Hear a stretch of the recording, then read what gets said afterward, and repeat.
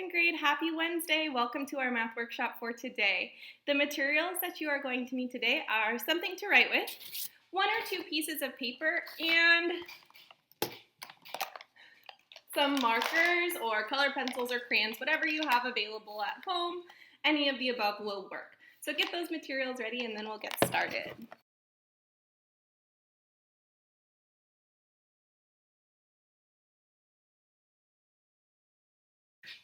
All right, so we're going to continue talking about data and graphs. Yesterday we focused on picture graphs, and today we're going to talk about bar graphs. So just to review from yesterday, remember, data is what we collect so that we can create graphs.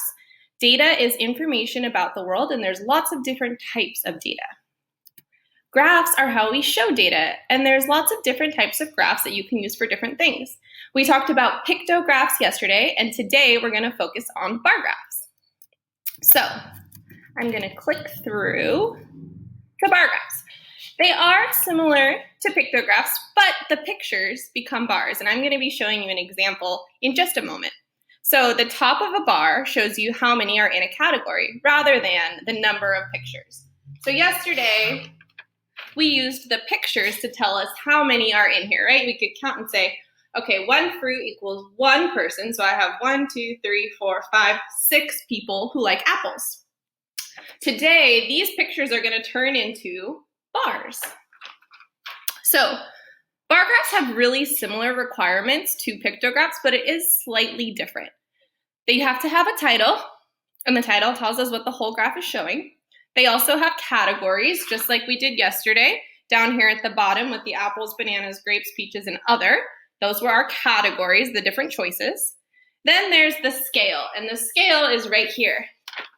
The scale is the numbers that show how many chose each category. So yesterday we labeled our scale like this. Today we're going to label it pretty similarly, but with a bar graph, you have to give your scale a title, and I'm going to show you what that looks like. And then, of course, there are bars. Today we're making bar graphs, so instead of drawing pictures, you're going to be creating bars, and I'm going to show you how that's done. So just like yesterday, I have some made-up imaginary classroom data. This is room 81's pets. So I asked this class what type of pet they have at home. And if they have more than 1 pet, I asked them to just choose one of their pets for this data. So 5 students had a dog, 8 students had cats, 7 students had fish, 7 students had no pets at all, and then 3 students had pets other than a dog, a cat, or a fish, or no pet. So we're going to use this data to create a bar graph today. Let's try it out. All right, so just a reminder for this lesson, I have my markers. I have a ruler to help me make straight lines. If you have a ruler or something else with a flat edge, even like a little frame or anything that has a straight edge, you could use the edge of a folder. It can help you make straight lines. If you don't have something like that, it's okay, just try your best. It's all right if it's not perfect. So I have my markers, I have a ruler, and I have something to draw my graph with. So my project is going to start out very similar to our last one. I'm going to first draw a line for my title and then draw the outline of my graph. So let's start with that. Okay, let's get started. So I have my outline for my graph, and I have a line for my title. So let's start with labeling our categories. And remember, our categories go on the bottom of our graph, right? This bottom line here, this bottom axis has our categories listed on it. So I'm going to write down my 5 categories.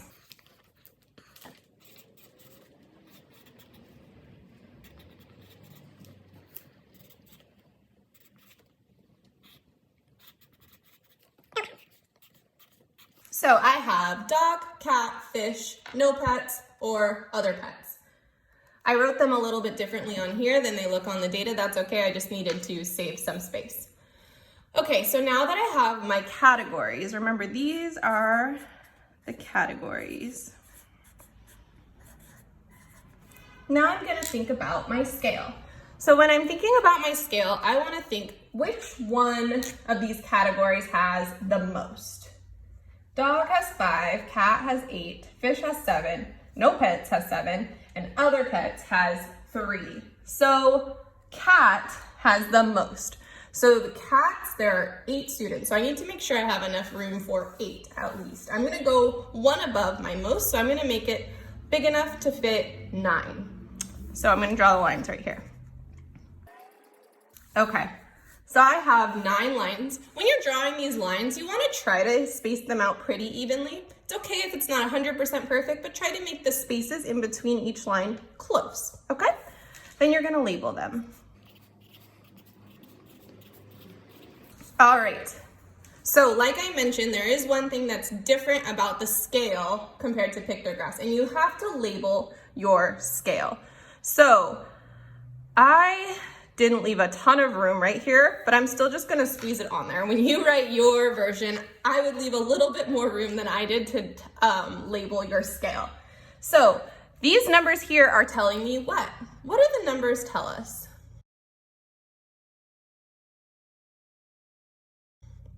The numbers tell us how many students had that type of pet.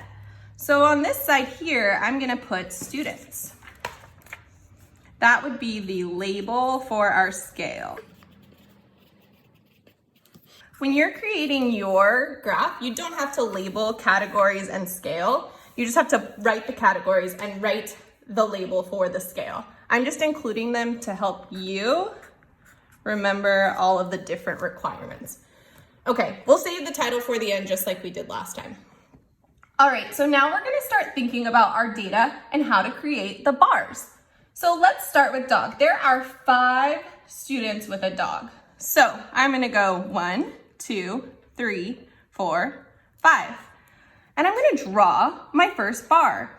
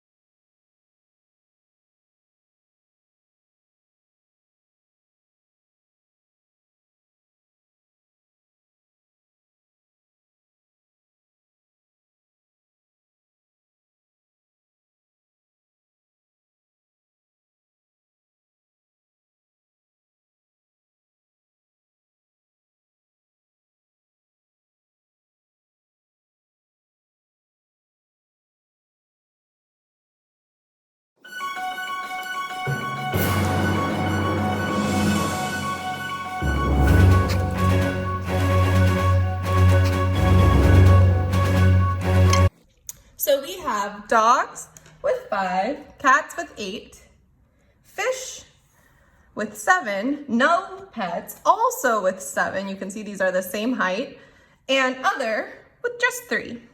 Now we're gonna go in and we're gonna color each bar a different color, and you can choose the colors that you would color yours in. So.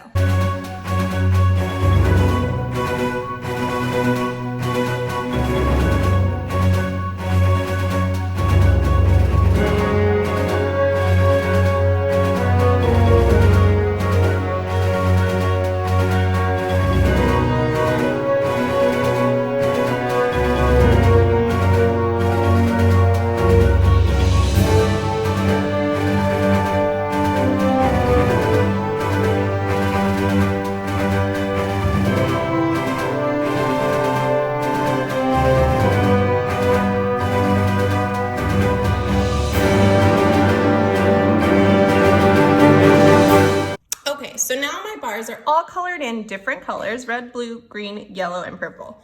When you're coloring your bars, you want to make sure that you choose colors that are really different from each other so that it would never get confusing about which one is which.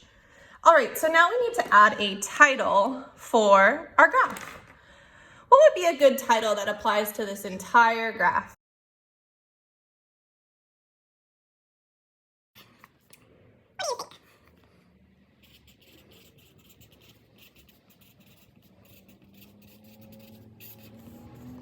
Students of Room 81's pets. I wanted to choose something that encompasses everything that's on this graph. So calling it a chart calling it a graph that shows all the pets that the students in this class have covers everything that this graph is about.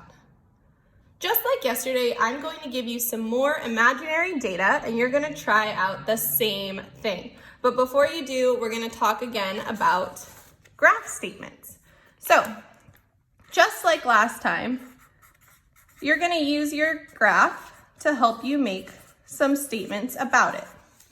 What could be learned from this graph? What's one thing that you might learn from this graph?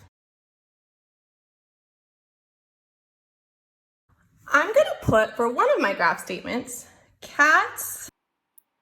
Cats are the most popular pet in Room 81. What that means is that the most students have cats in this class, and you can see that very easily from this graph, that this blue column, the cat column, goes higher than any other column. All right, let's do another one. Okay, I have an idea. Fish and no pet have the same amount of students. Okay, and one more graph statement. Anything that you could learn from this graph?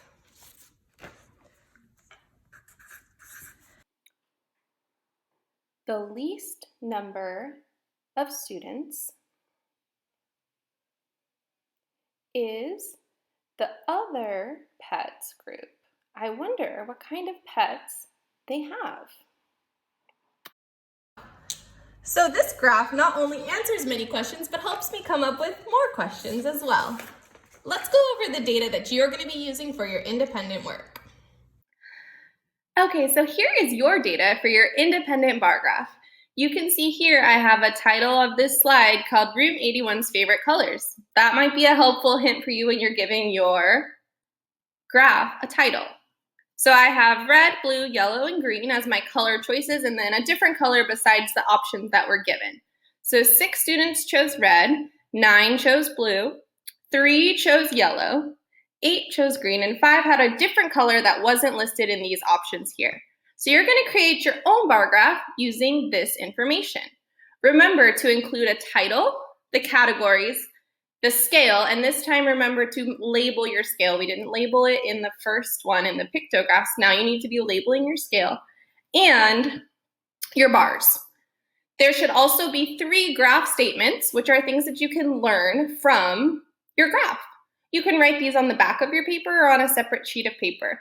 3 simple sentences explaining different things you can learn from your bar graph. All right, boys and girls, have fun with this project. We can't wait to see your examples. When you are done with the assignment, an attachment is not required today, but if you'd like to show your teacher your work, you can absolutely upload a picture. Make sure you color it in and make it look nice. Have fun!